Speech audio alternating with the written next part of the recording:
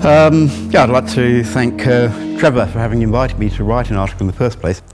The topic, as you see, is not Amalek or Amalek in Arabia as advertised, but Amalek in Arabia and Egypt. And of course the real focus of interest is the contention that there were Amalekite pharaohs. So let's begin with a little about myself. I became interested in chronological revision in the 1960s, early 1960s, while still at school, when I read Ages and Chaos and was captivated, and I still am captivated by the story told there. But in 1967 I became a software professional. I moved to New Zealand about 2 years after that, and while there got into software testing. And the role of a software tester is to be a professional skeptic. And that's been my role on Eric Acheson's email list as well, a professional skeptic about things. I'm very much an amateur in the fields that we're discussing. I have no specialist knowledge, but I have one advantage now over my earlier self. When Velikovsky published Ages and Chaos, he referred to many obscure publications that would be difficult for ordinary people like myself to get hold of, particularly living in New Zealand. Of course, they're all available online. There's only one of his sources that I was unable to find online through the Internet Archive. And it was not significant to this presentation. I'm a professional in quality control reviews. The essence of a review is that you look for inconsistencies within what the author's written, inconsistencies between the author and his sources. And when I began to investigate Velikovsky's sources, I'm afraid that that was what I found. Very large discrepancies between what he'd written and what his sources that he was supposedly quoting and referencing actually said. And that's made me increasingly skeptical, so why am I still here? I think the reason I'm still here is because of Eddie Shaw's work in the Aegean, which still leaves me convinced that there is a 500-year gap, roughly speaking, there that needs to be filled. Whether Velikovsky's solution was the right one remains to be seen. There are three main points about Velikovsky, or that Velikovsky made about the Amalekites. The Amalekites, he said, were an old Arabian tribe who had nothing to do with the Israelites, and from ancient days they ruled in Mecca. They were put to flight, he claimed, by plagues. In the midst of a catastrophe in which Mecca was destroyed in a night of terrible noise, a single night, and the land became a desert at that time. And he wrote that after the Amalekites had fled Mecca, they infiltrated northern Arabia, Syria, and of course Egypt, and that there was a reign of Amalekite pharaohs in Egypt. The Hyksos of the Egyptian sources and the Amalekites of the Hebrew and Arab sources were not two different peoples, but one and the same nation. Now you'll see that I've manipulated the quotation slightly there, and this is something that I accuse Velikovsky of doing a little bit later, manipulating quotations. I assure you that my manipulations are benign, and of course the manipulation here was simply that Hyksos is the main thrust of his argument, but the word there was actually Aamu, which I'm sure you're all familiar with as the general name of the people who occupied Egypt at that period, and that the Hyksos were in fact their rulers. So these are the three propositions that I worked on. Here's the agenda of what I hope to cover. I don't know if I'll get through all of this. We'll first look at the nature of the Arab writers as historians. Then I'll go straight to the end of Chapter 2 of Ages and Chaos, where he lays out his theory about the Hyksos and Amalekites, and where he lays out a series of parallels which summarize his evidence, and that's what I'm going to look at in depth. We'll evaluate the evidence in detail, including a detailed example, and at the end I'll try to place it into a wider context of what the overall message of Ages and Chaos was trying to convey. So first, Arab historians. Velikovsky referred to these 6 specific Arabic authors, although he called them Muslim authors and sometimes Arabic. Muslim is probably better because at least one of them was Persian and wrote in Persian, and at least one of them was an Egyptian. You won't find all 6 of those names there in his book. Through a pardonable misunderstanding, because he wasn't alone, he misunderstood al-Mizri's writing here, the Summary of Wonders. He misunderstood that to have been another work by al-Masudi. Well, as I say, he wasn't the only one to make that mistake. He did refer to other writers than these, but these are the ones that he actually quoted, or for which he gave detailed references in his notes. I have referred to the other writers as well, and included some of them in this presentation. He regarded these people as historians. There are problems with their histories, though. One of the problems is that the earliest historian in that list was writing more than 300 years after the Islamic conquest of Saudi Arabia, well, Arabia generally. And during that period, the Islamists had done their best to eradicate all knowledge of pre-Islamic Arabic history. There are no writings preceding that time. What this means is that a better name for them is not historians, but logographers. People who write traditional history with all the warnings about that. If you've looked at traditional history within England, as told in the ballad stories, for example, you find that whole periods get mixed together, that people who lived 300 years apart are contemporaries fighting in battle. You have those same sorts of problems in these Arab writings. Theodor Noldecker was one of the sources that Velikovsky referred to. He quoted a single sentence, or rather half a sentence, from Noldecker's excellent essay on the Amalekites and other neighbours of the Israelites. He did so to disparage Noldecker's conclusions about the Arabic historians. But when he did this, by quoting only the second half of a sentence and omitting the first half, he left out the context which actually gave Noldecker's comment sense.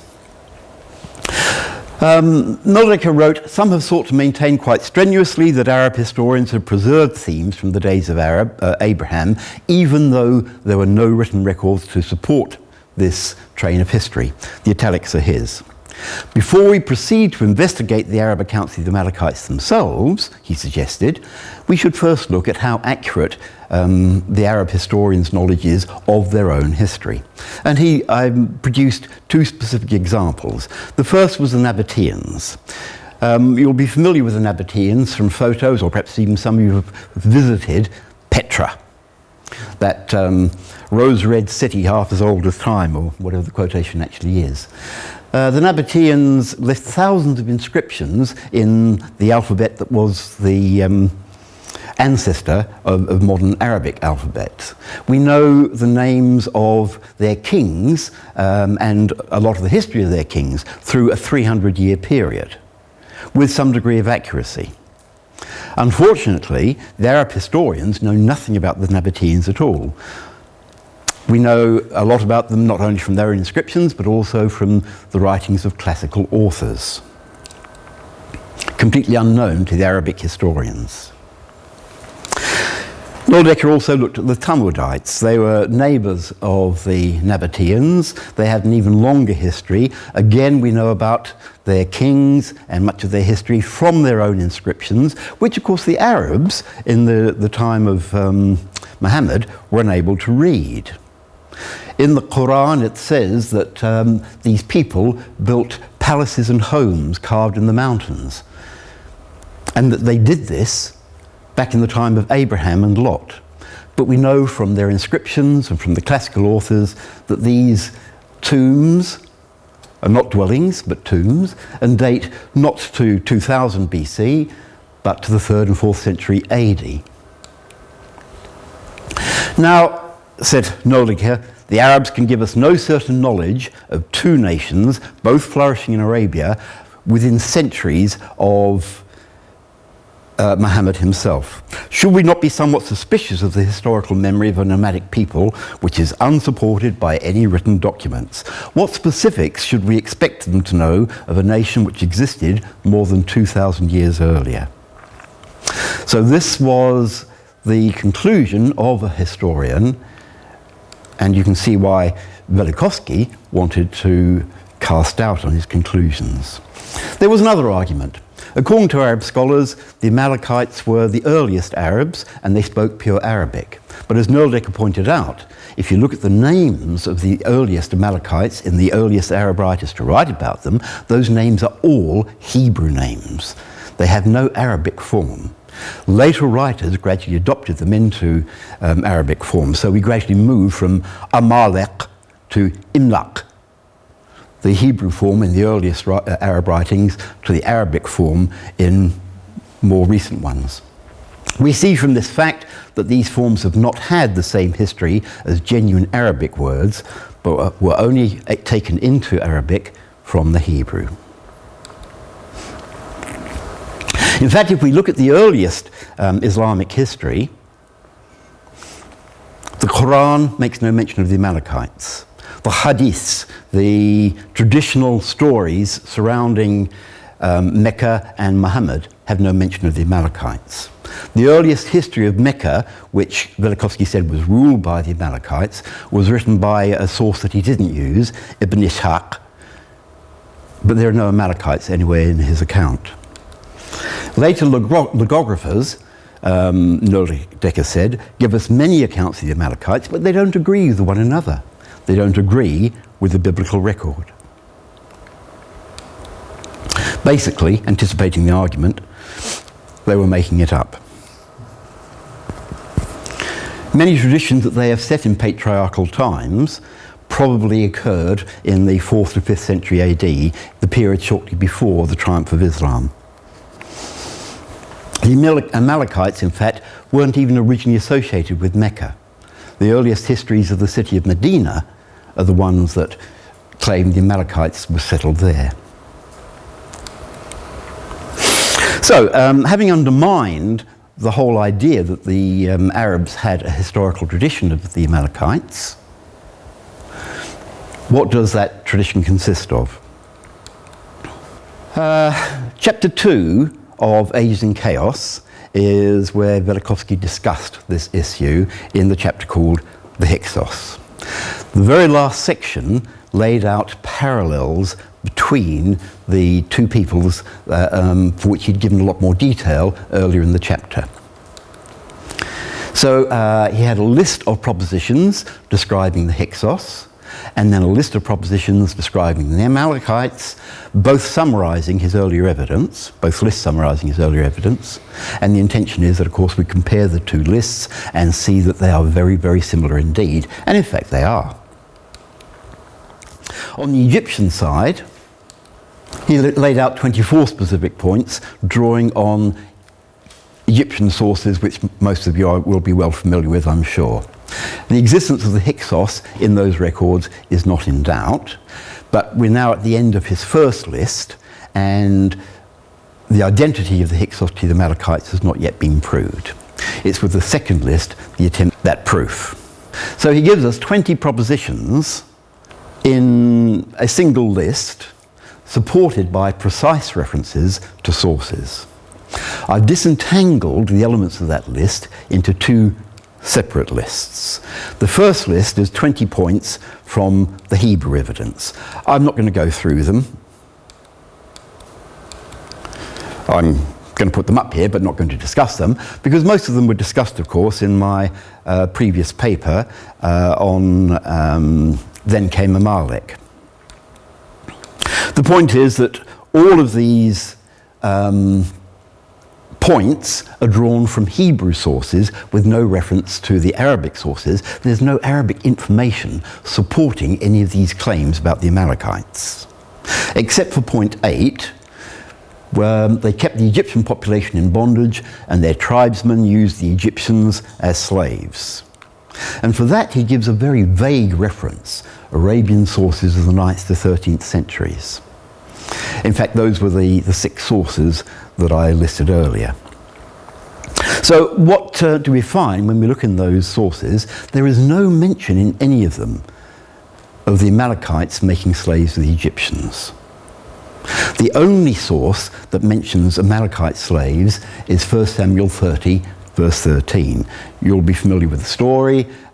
David encounters a young man who says he is an Amalekite slave, sorry, an Egyptian slave of an Amalekite master. That's the only reference we have of Amalekites enslaving Egyptians, just that one person. We don't know who he was, we don't know where he came from. It's slender evidence on which to base a claim that the entire Egyptian populace were enslaved by the Amalekites. My conclusion is given in my paper, Then Came Amalek. The Bible passages that Velikovsky cited provide no effective support for equating the Amalekites with the Hyksos. We should question the value of a hypothesis for which all the evidence is at least ambiguous, if not directly contrary. However, of course, that's not the main thrust of this talk, which is the Arabic evidence. So let's have a look at Velikovsky's Arabic evidence, or Muslim Islamic evidence, as summarized at the end of chapter 2. The Amalekites left Arabia, he wrote, after a series of plagues, and immediately after a violent earthquake in which the city of Mecca was destroyed overnight. Many of the Amalekites perished during the migration in a sudden flood that swept the land of Arabia. The invaders from Arabia occupied the south of Palestine and simultaneously moved toward Egypt. They conquered Egypt without meeting resistance. The Amalekite conquerors came from Arabia, but apparently had Hamitic blood in their veins. They destroyed monuments and objects of art that had survived the catastrophe and despoiled Egypt of her wealth. They were contemptuous of the religious feelings of the Egyptians. They built a city fortress on the northeastern border of Egypt, and their chieftains were pharaohs and ruled from that fortress. Now, for each of these points, Velikovsky gave specific references to the page to Arabic authors he was working from.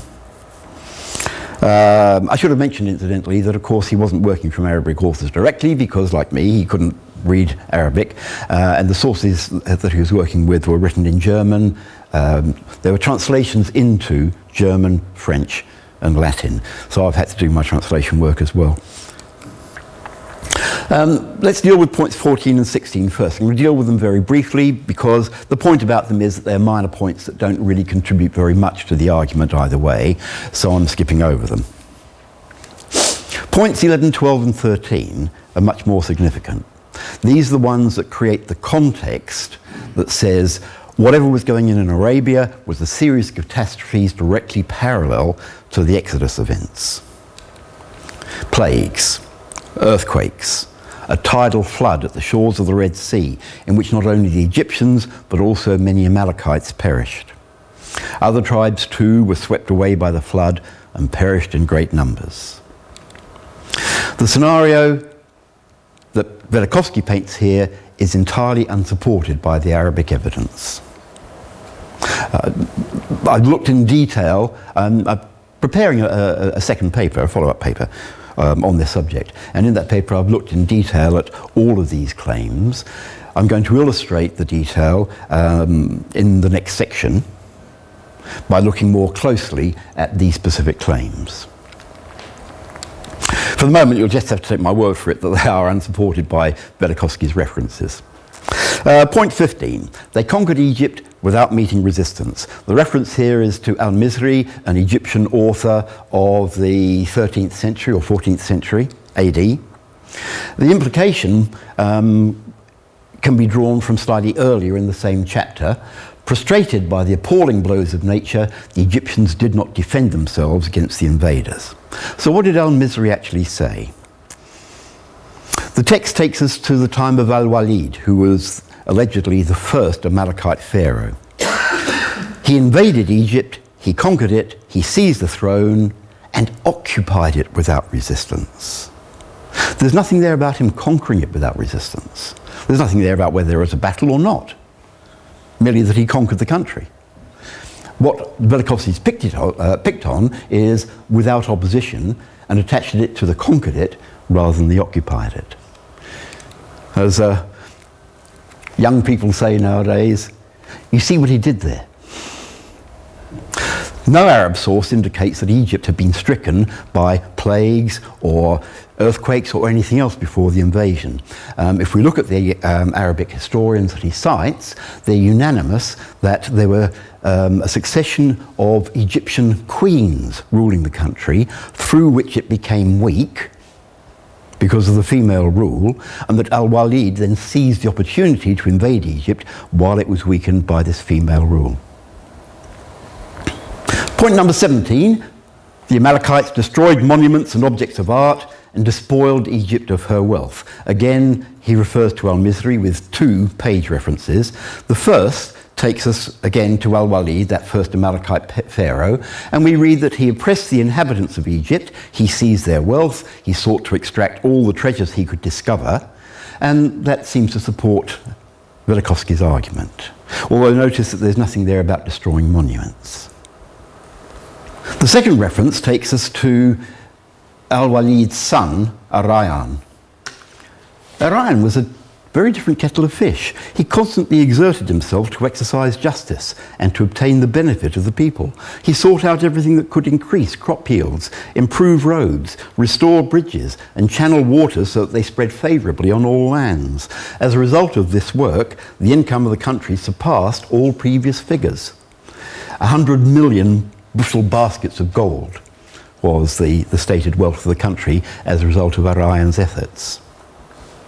There's nothing there at all about seizing the wealth of the Egyptians, and nothing certainly about destroying their monuments. Well, perhaps Arayan was an exception. What about his successors? There are no references to any of them in Ages in Chaos, and we'll see why. Ma'adius, let's just go back. I should say that I've left out Arayan's son because he was a bad kettle of fish. He was destructive, he did seize people's wealth, and he came to an early, sad end, drowned in the Nile.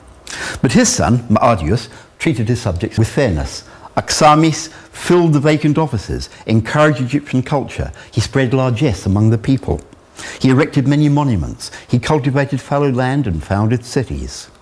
He maintained the prosperity of the kingdom, and its people loved him.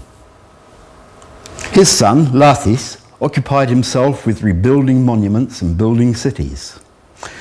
His son Thalma, the last Amalekite pharaoh, and here Al-Mizri claims to be citing Egyptian history, exerted every effort to establish men according to their rank, to strengthen monuments, to found towns, and to excavate irrigation ditches. He put his treasures to use in building towns, in spreading culture, and cutting many canals. And he was even the first to institute a police force.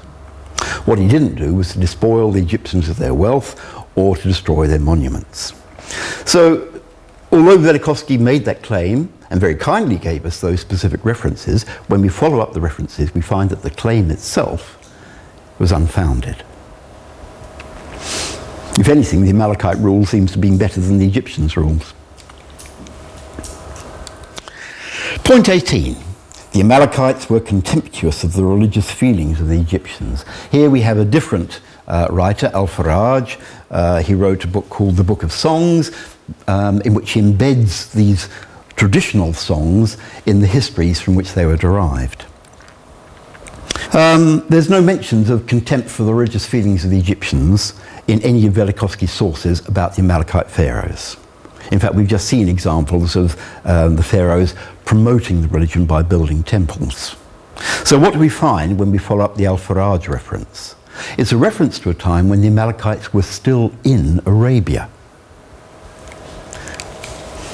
The Amalekites treated the Haram, the sacred territory of Mecca, with contempt. They showed no respect for what is holy. Nothing to do with Egypt at all, or the Amalekite pharaohs.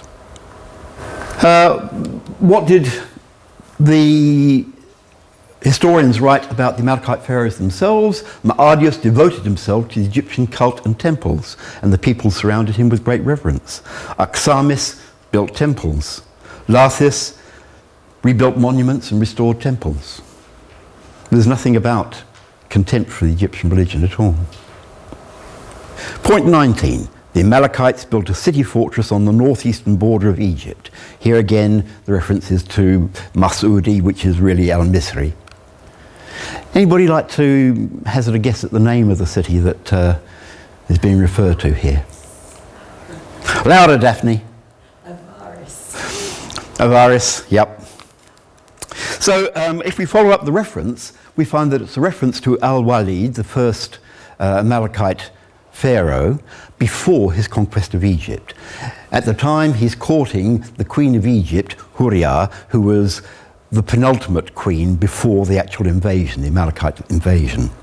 She invites him to enter Egypt and build a city which would serve them as a rendezvous. She's trying to lead him on, and in fact, she exercises a cunning plot later on to defeat his designs, and he has to go away again.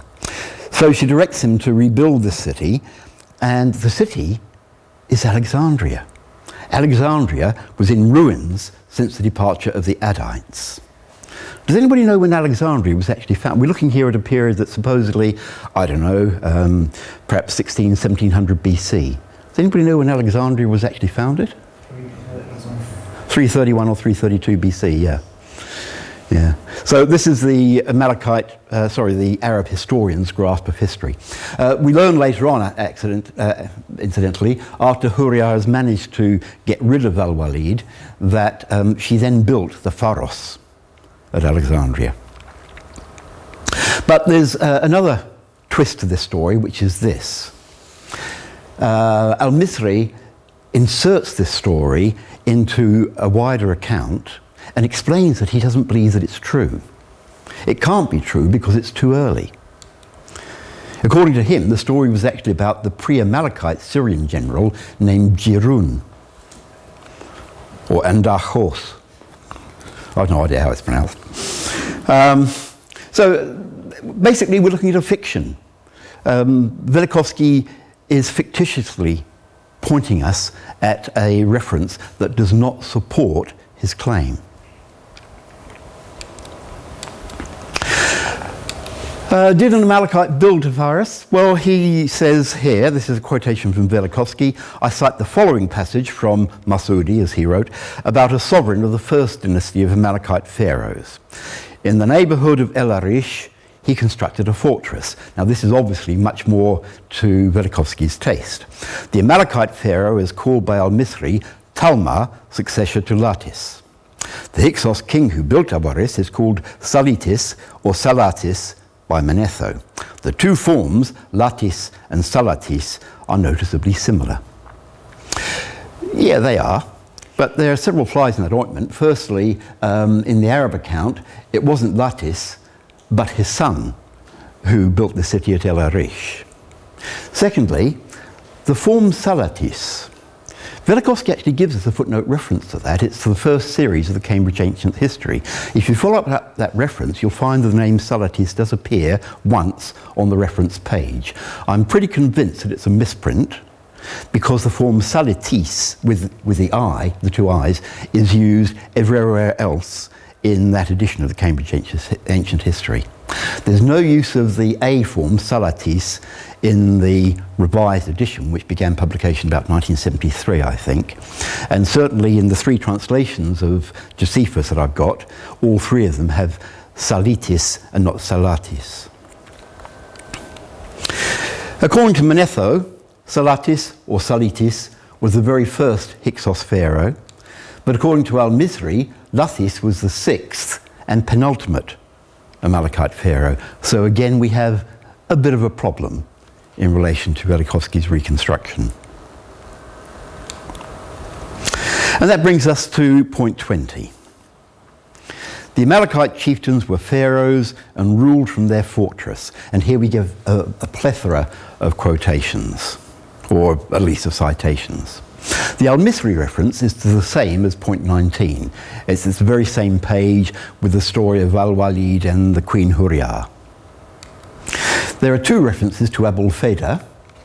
In the first one, when you follow it up, the Amalekites aren't in Egypt. They're still ruling in Arabia, and in fact ruling Medina and not Mecca. If we follow up the second reference, then yes, we've got Amalekite pharaohs ruling from their own city in Egypt, but the city is at Ain Shams, which is now a suburb of Cairo. So none of the references so far supports the point being made. The Tvari reference is even more peculiar. It takes us straight into the story of Joseph. Now, Velikovsky wrote that some of the Arab authors were misled by Hebrew history, and some of them tried to insert the Amalekites into the story of Joseph, or vice versa. But in fact, every one of the Arab sources that he cites places the Amalekites in the same period as Joseph. Joseph entered Egypt during the time of the second Amalekite pharaoh, and the Exodus takes place at the time of the last Amalekite pharaoh. They're unanimous on that, and Velikovsky was a bit disingenuous in claiming that only some authors claimed this. So if you follow up that reference, it's the story of Joseph. There's an Amalekite pharaoh, Erayan, but there are no Amalekite cities mentioned anywhere in the story. The final reference is to Al-Qurtubi's commentary on the Quran. Specifically, if we look at the Quran verse itself, it's quite short. It's only about 30 words in English translation, and the commentary is about 40 words, and neither of them mentions Amalekites or cities at all.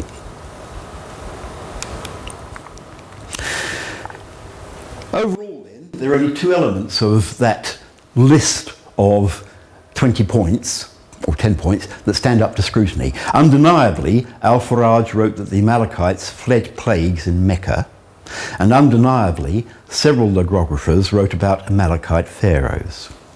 But no other logographer other than Al-Pharaoh wrote of plagues on the Amalekites. He's the only one who did. Out of all Velikovsky's other sources, the plagues fell on a different tribe called the Juramites. Several logographers, including some very well-known names in Arab historical writing, claimed that the Amalekites never even invaded Egypt, while other logographers claimed that it was the Adites. And actually there's one account there which specifically says that they ruled from a city in the Delta. I can't remember the exact form of the name, but it's clearly a reference to avarice. I think they got it from Josephus himself, but I don't think it's a genuine historical memory.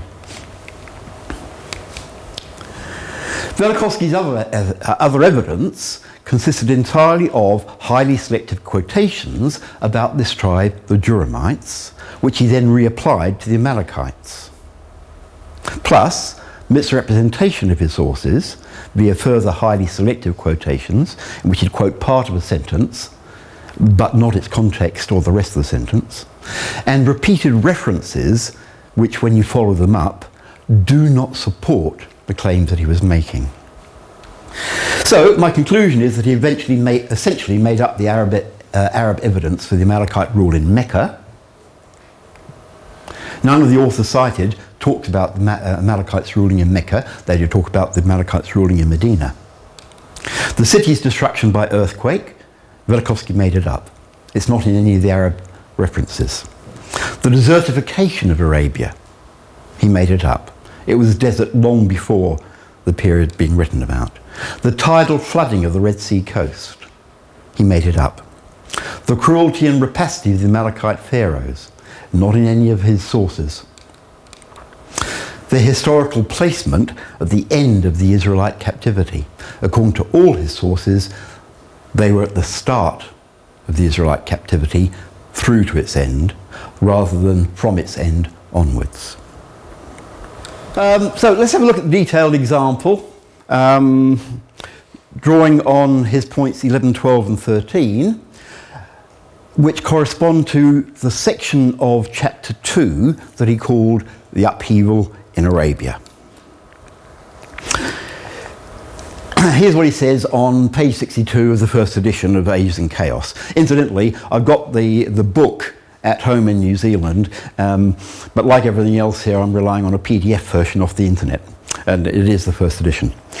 The Amalekites were put to flight, he said, by plagues that fell upon them in Arabia, and in their escape they followed swift clouds.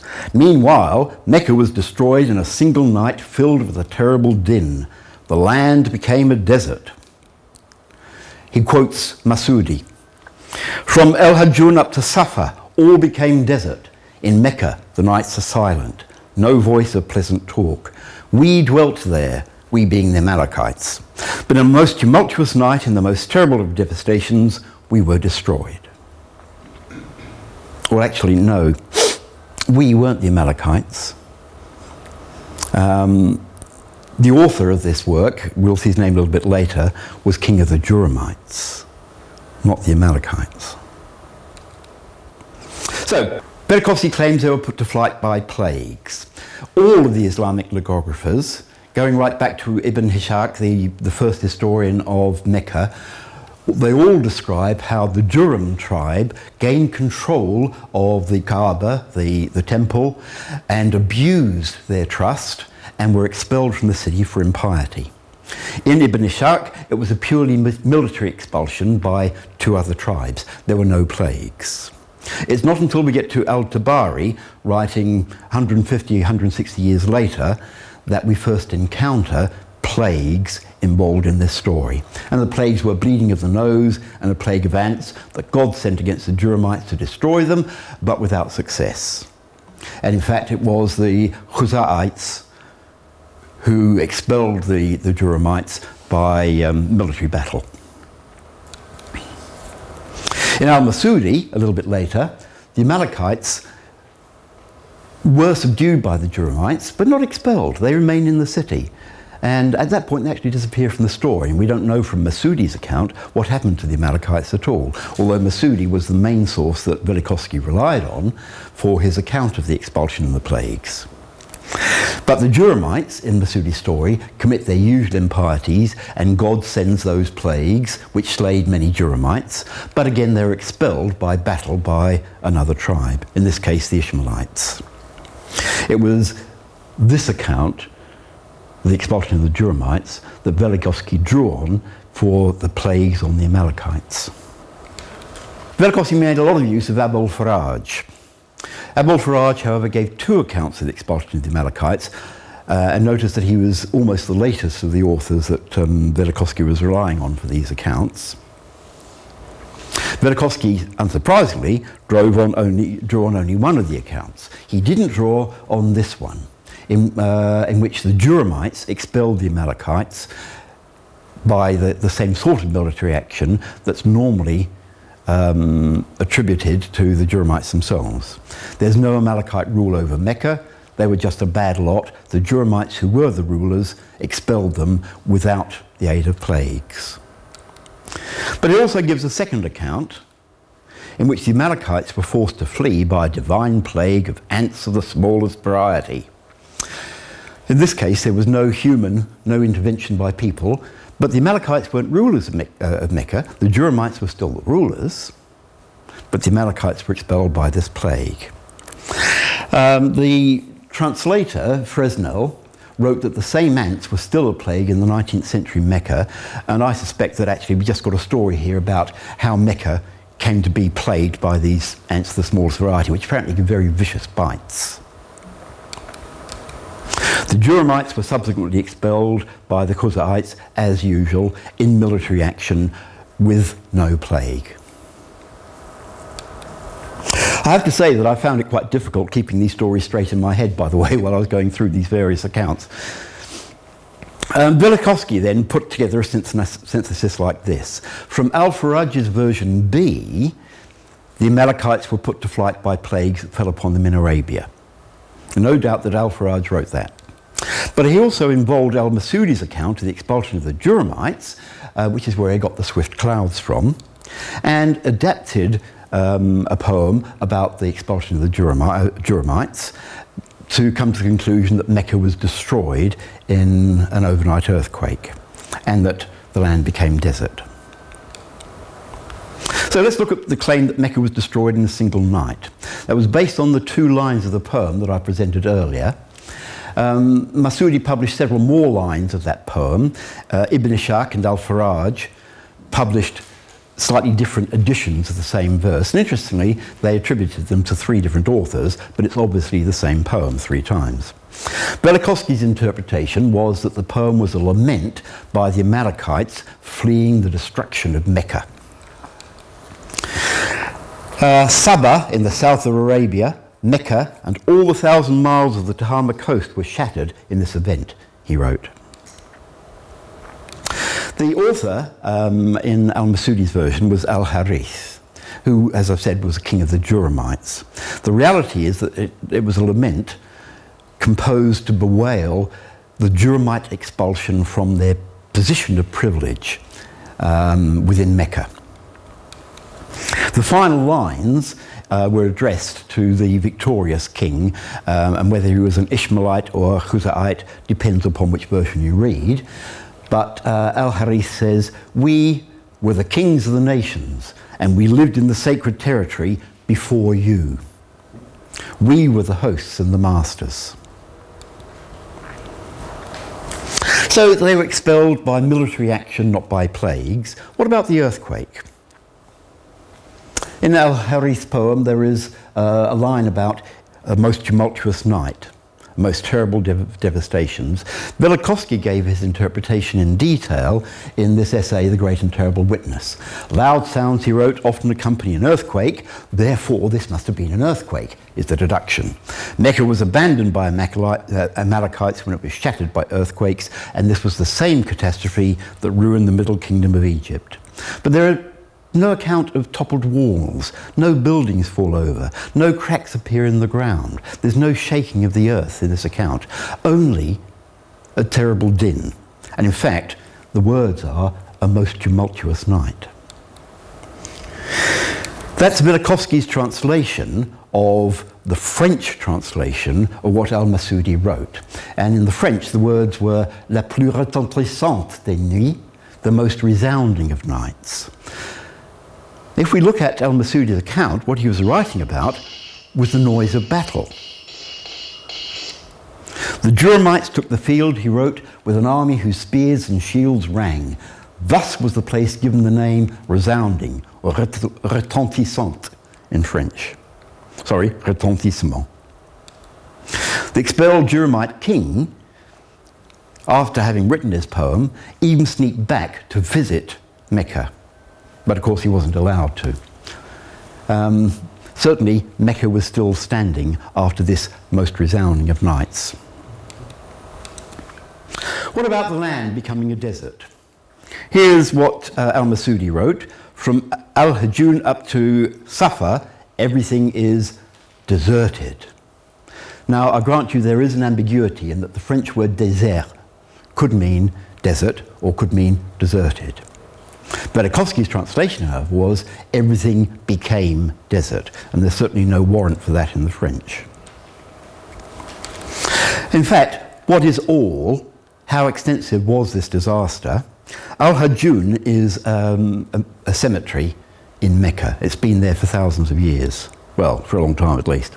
And Al-Safa is a hill about 1.5 kilometers away. So to conclude from that 1.5 kilometers of becoming deserted that the entire country became desert is a bit of a stretch. In fact, the district between Al-Hajun and Al-Safa is essentially the area of the sacred precinct that the Juramites controlled before they were expelled. It's the loss of that sacred precinct that Al-Harith was bewailing. But all of this is against the background of whether Mecca even existed that long ago. According to Islamic tradition, it was the earliest city in the world. According to their accounts, it was the center of Arabian trade and worship. People came on pilgrimage, even Abraham went on pilgrimage to Mecca. It was on the main trade route, it still is on the main trade route, from the northern Arab kingdoms, as they were at that time, to the Yemen. But there's no historical or archaeological record of it before the 5th century AD. The trading partners, Sabah to the south, Kedar and Dedan to the north, left many records of their trade with one another, inscriptions on rock, but there's no mention of Mecca or any city that could occupy the place of Mecca. The Greeks and Egyptians sent out various expeditions, and Theophrastus' survey and Eratosthenes' map all lead us to the conclusion that the area of Mecca for 500 miles in either direction, or 500 kilometers, I can't remember which, was essentially desert. In AD 25 to 26, Aelius Gallus was sent on an expedition to deal with the raiding parties who were disrupting the trade between the north and south. They marched the full length of the Arabian Peninsula straight through the location of Mecca. He recorded 50 days of march through desert in that area, but no cities, not even any villages.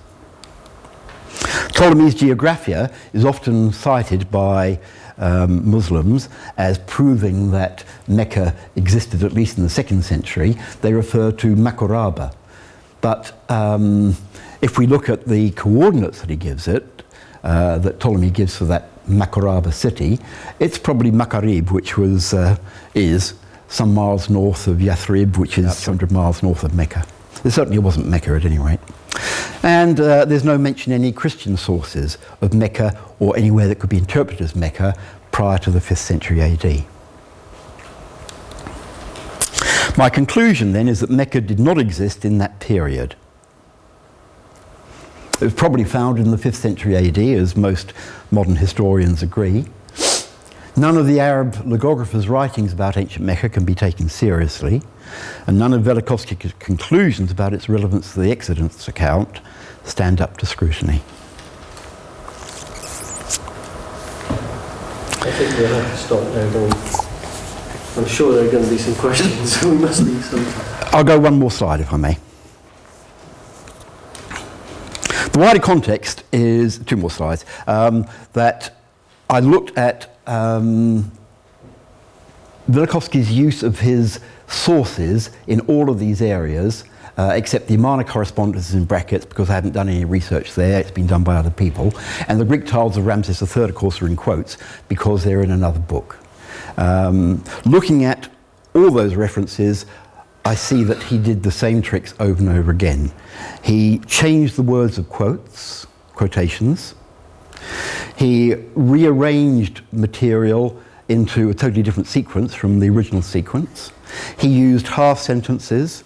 He dropped words out where they didn't fit what he wanted. And he provided numerous footnote references which, when you follow them up, do not support his claims.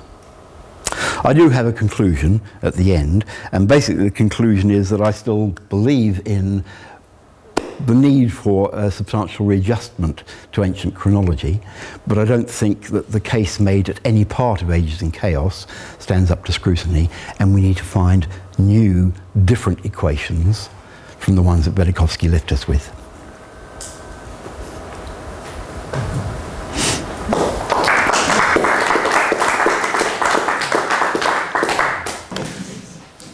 Any question? Will all this be in your article? That won't be. That last part, the wider context, won't be. All the previous stuff will be. So that's a third article. Oh, yeah. I did suggest to Trevor that I might do something on that, and Daphne was working on her article about Egyptian chronology and sources, so he said, we'll wait until that's come out and we'll see. So yeah, probably that's going to go into another article. One of those stories, well, perhaps 2 of the stories, I think derived from the Assyrian invasion of Egypt.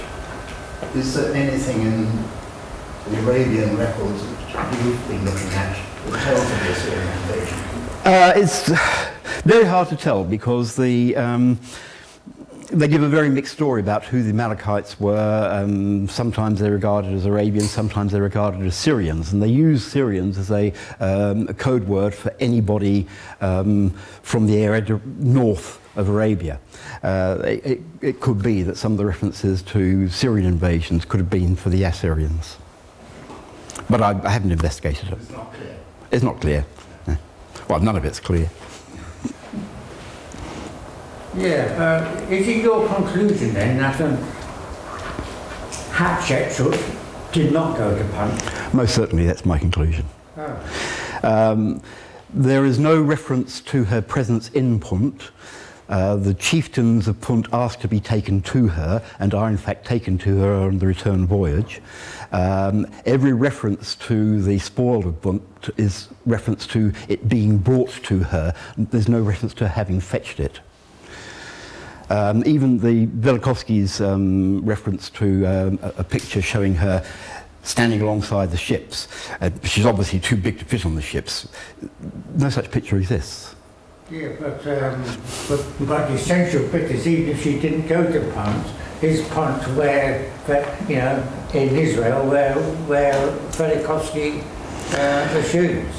I have to say that if you look at the village of Punt, it looks very much like somewhere in West Africa with wattle and daub huts on stilts. Right. And there are panthers roaming around in the undergrowth.